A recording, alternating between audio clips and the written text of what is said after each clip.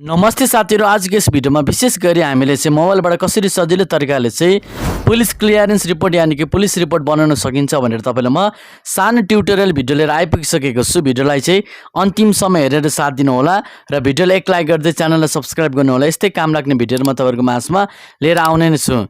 यहाँनिर देख्न सक्नुहुन्छ म मोबाइलको स्क्रिनमा आइसकेको छु। अब तपाईले कुनै पनि सरकारी कामहरु गर्दै हुनुहुन्छ अथवा तपाई विदेश जाँदै हुनुहुन्छ भने तपाईले पुलिस रिपोर्ट खोज्छ हैन, तपाई चाहिँ कुनै पनि अपराधी घेराभित्र नहुनु भएको तपाईको चाहिँ पुलिस क्लियरेन्स रिपोर्ट खोज्छ। हामीले मोबाइलबाटै एकदमै चुटकीमै हामीले बनाउन सकिन्छ हैन। के गर्नुपर्छ त तपाईले भिडियोलाई अन्तिमसम्म हेर्नु होला। यहाँनिर अब तपाई सुरुमा मोबाइलमा आउनु होला। मोबाइलमा आइसकेपछि सबभन्दा पहिले तपाईले एउटा काम गर्नुपर्ने हुन्छ। तपाईले सजिलै झन्झट बिना बनाउनको लागि यहाँ प्ले स्टोरमा आउनु होला। यहाँ देख्न सक्नुहुनेछ प्ले स्टोरमा आइसकेपछि यहाँनिर देख्न सक्नुहुन्छ प्ले स्टोरमा आइसकेपछि यहाँनिर एउटा एप तपाईले चाहिँ डाउनलोड गर्नुपर्ने हुन्छ। देख्न सक्नुहुनेछ यहाँनिर चाहिँ नागरिक एप भन्ने एपलाई चाहिँ डाउनलोड गर्नु होला। देख्न सक्नुहुनेछ यो अगाडि रहेको छ र यसलाई कसरी डाउनलोड गर्ने, नागरिकता यहाँ भित्र कसरी हाल्ने हैन, आफ्नो नामहरु कसरी हाल्ने मैले भिडियो बनाइसकेको छु। पहिला त्यो भिडियो गएर हेर्नु होला। माथि बटन आई बटनमा राखिदिएको छु, तल डिस्क्रिप्सन बक्समा पनि राखिदिएको छु। अब यसलाई मैले ओपन गरे हैन, मैले यसलाई ओपन गरिसकेको छु। अब तपाईको के रहेको छ त तपाईको डकुमेन्टहरु नेपाली सब कुराहरु यहाँ हाल्न सक्नुहुनेछ। यहाँ तपाईले पहिला नागरिकता हाल्नु होला। यहाँनिर देख्न सक्नुहुनेछ मैले यहाँ टच गरे भने मेरो नागरिकता यहाँ मैले देख्न पाउने छु, किनभने मैले हालिसकेको छु। पासपोर्ट छ भने पासपोर्ट पनि हाल्नु पर्ने हुन्छ तपाईले हैन। यहाँनिर पासपोर्टमा तल यहाँनिर क्लिक गर्नु होला अनि त्यसपछि तपाईले यहाँनिर पासपोर्ट नम्बर राख्नु होला, डेट अफ बर्थ राख्नु होला। तपाईको पासपोर्ट पनि एट्याच भइहाल्छ, लिंक गर्नुपर्ने हुन्छ। तपाईले कुरो बुझ्नुभयो हैन। ड्राइभिङ लाइसेन्सहरु पनि लिंक गरेर हेर्न सक्नुहुनेछ। अब तपाईले चाहिँ यहाँनिर चाहिँ कोभिडको भ्याक्सिनको तपाईले आफ्नो हैन त्यो कार्डहरु यहाँ सञ्चयको सबै कुराहरु हेर्न सक्नुहुनेछ। यहाँ आफ्नो सर्टिफिकेटहरु स्कुलको हैन। अब तपाईले पुलिस क्लियरेन्स रिपोर्ट बनाउन चाहनुहुन्छ भने यहाँनिर तपाईले देख्न सक्नुहुनेछ पुलिस क्लियरेन्स रिपोर्ट भनेर यहाँनिर लोगो देख्न सक्नुहुनेछ। कुनै पनि विदेश जाँदै हुनुहुन्छ, कुनै पनि सरकारी काम गर्दै हुनुहुन्छ भने यसको तपाईलाई खाँचो पर्दछ। यसमा मैले टच गरे हैन। यसमा टच गरिसकेपछि यहाँनिर देख्न सक्नुहुनेछ you can now apply for police clearance report from Nagarik app भनेको छ। तपाईले नागरिक एपबाट पुलिस क्लियरेन्स रिपोर्ट बनाउन सक्नुहुन्छ, एप्लाई गर्न सक्नुहुनेछ। यसको लागि के गर्नुपर्छ त remember flying for police report citizenship must be link भनेको तपाईले आफ्नो नागरिकता चाहिँ लिंक गर्नुपर्ने हुन्छ। मैले तपाईलाई अघि बताइसकेको छु। त्यसपछि पासपोर्ट पनि लिंक गर्नुपर्ने हुन्छ। तपाई विदेश जाँदै हुनुहुन्छ भने passport must to be also link with Nagarik app. अब यति गरिसकेपछि यहाँनिर तल रिक्वेस्ट रिपोर्ट छ, यहाँ तल निलोमा तपाईले टच गरिदिनु होला। अब यहाँ फोटो पनि आइसकेको छ मेरो, किनभने मैले फोटो राखिसकेको छु नागरिक एपमा पहिल्यै। त्यो मैले भिडियो मैले तपाईलाई डिस्क्रिप्सन बक्समा राखिदिएको छु, सजिलै रहेको छ। यहाँ फर्स्ट नेम आएको छ, लास्ट नेम पनि आएको छ, मिडल नेम छैन, छ भने तपाईले राख्नु होला। यो ए टु जेड तपाईको हैन सुरुमा नै आइहाल्छ, जेन्डर पनि आइहाल्छ, डेट अफ बर्थ पनि आइहाल्छ तपाईको। अब यहाँनिर तपाईले काम गर्नुपर्ने हुन्छ इन्क्लुड स्पोज नेम। तपाईको श्रीमती छ भने तपाईले आफ्नो श्रीमतीको ठेगाना राख्नुपर्ने हुन्छ। नामहरु यहाँनिर टिकमा राखेर यहाँ देख्न सक्नुहुनेछ, यहाँनिर टिक लाउनु भयो भने स्पोज फुल नेम हैन। सर्टिफिकेट इस्यु डेट भनेको यहाँनिर तपाईले देख्न सक्नुहुनेछ।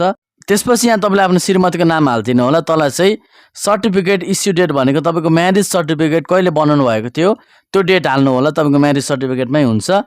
त्यसपछि यहाँ तल टेक अ फोटो र अपलोड भनेको छ तपाईको म्यारेज सर्टिफिकेटको फोटो, विवाह दर्ताको फोटो तपाईले मोबाइलबाट खिचेर हाल्नु होला। यहाँनिर अगाडि पछाडि छ भने अगाडि पछाडिको हाल्नु होला, एउटा एउटा गरेर, छैन भने छैन हैन। यदि तपाईको श्रीमती छैन भने यहाँ अन्टी गर्नुभयो भने छैन, हराइसक्यो देख्नुभयो नि। अब यहाँ तपाईले फादरको नाम लेख्नु होला, फुल नेम आफ्नो बुवाको नागरिकतामा जे छ त्यही, आमाको नाम लेख्नु होला। सिटिजनशिप डिटेलमा अब तपाईको नागरिकताको विवरण हाल्नुपर्ने हुन्छ। नागरिकता नम्बर मैले यहाँनिर एट्याच गरेको कारणले पहिला आइसकेको छ। त्यसपछि यहाँनिर कहाँ बनाएको इस्यु डेट त्यो पनि आइसकेको छ।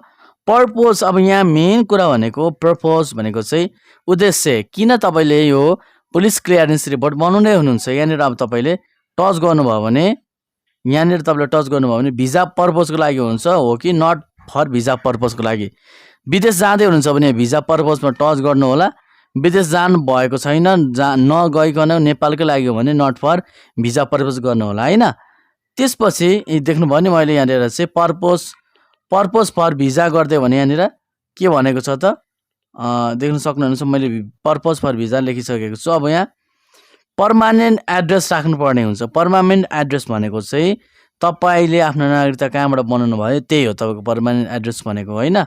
त्यो पनि यहाँनिर आइसकेको हुन्छ होइन। अब यहाँनिर डिस्ट्रिक्ट आइसकेको छ। म्युनिसिपालिटी भनेको अब तपाईँको गाउँपालिका हो कि तपाईँको नगरपालिका हो, यहाँ तपाईँले चाहिँ के गर्नुपर्ने हुन्छ त चुज गर्नुपर्ने हुन्छ। हाम्रो चाहिँ यहाँनिर देख्न सक्नुहुन्छ म यहाँनिर चुज गर्दैछु। त्यसपछि यहाँनिर वार्ड नम्बर कति हो त्यो पनि राख्नु होला होइन। त्यसपछि स्ट्रिट एड्रेस भनेको कुन टोल हो त्यो राखिदिनु होला होइन, कुन टोल हो त्यो राखिदिनु होला। त्यसपछि यहाँ तल जानुभयो भने करेन्ट एड्रेस भनेको हाल कहाँ बस्दै हुनुहुन्छ जिल्ला, त्यो यहाँ तपाईँले चुज गर्नुपर्ने हुन्छ। यहाँ माथि टाइप गर्दा पनि भइहाल्यो, काठमाडौँ भनेर आइसकेको छ, यहाँनिर देख्न सक्नुहुनेछ। अब त्यसपछि म्युनिसिपालिटी भनेको कुन नगरपालिकामा बस्दै हुनुहुन्छ हाल चाहिँ है तपाईँको सेम छ भने सेम नै लेख्दा भइहाल्यो। सेम भनेको अब यहाँनिर म चाहिँ हाल चाहिँ कहाँ बस्दैछु भन्दाखेरि चाहिँ टोखा होइन। त्यसपछि यहाँनिर चाहिँ वार्ड नम्बर लेख्नुपर्ने हुन्छ, वार्ड नम्बर। त्यसपछि यहाँनिर चाहिँ वार्ड नम्बर पनि राखिदिउँ होइन, स्ट्रिट पनि राखिदिउँ न। स्ट्रिट एड्रेस भनेको तपाईँको टोलको नाम, त्यो पनि म राखिदिइहाल्छु। त्यो पनि राखिदिइसकेको छु। यहाँ माथि मैले के फर्म भरेँ यहाँनिर भरेको छुइनँ भने यहाँ म चाहिँ भरि नै हाल्छु, देख्न सक्नुहुनेछ। अब तपाईँले चाहिँ अन्तिममा के गर्नुपर्छ भन्दाखेरि चाहिँ सेल्फ डिक्लेरेसन भनेको चाहिँ डु ह्याभ क्रिमिनल हिस्टोरी भनेको चाहिँ तपाईँसँग केही आपराधिक क्रियाकलापको इतिहास छ भनेको, अब तपाईँसँग पुलिस रिपोर्टहरू छ, चौकी पर्नु भएको छ, त्यस्तो प्रकारको हो। हामीले चाहिँ होइन नो यहाँ छ भने छ, एस छैन भने छैन, नो भनिसकेपछि प्रोसिडको बटनमा टच गरिदिनु भइसकेपछि एकचोटि तपाईँको फेरि डिटेली रूपमा तपाईँको डिटेल आउँछ, चेक गर्नु होला।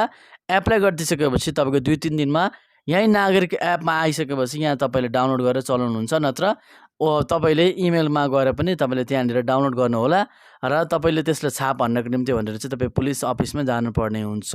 अनि त्यसको भिडियो म बनाउने छु। आजलाई यति नै, धन्यवाद, बिदा पाऊँ, जय नेपाल।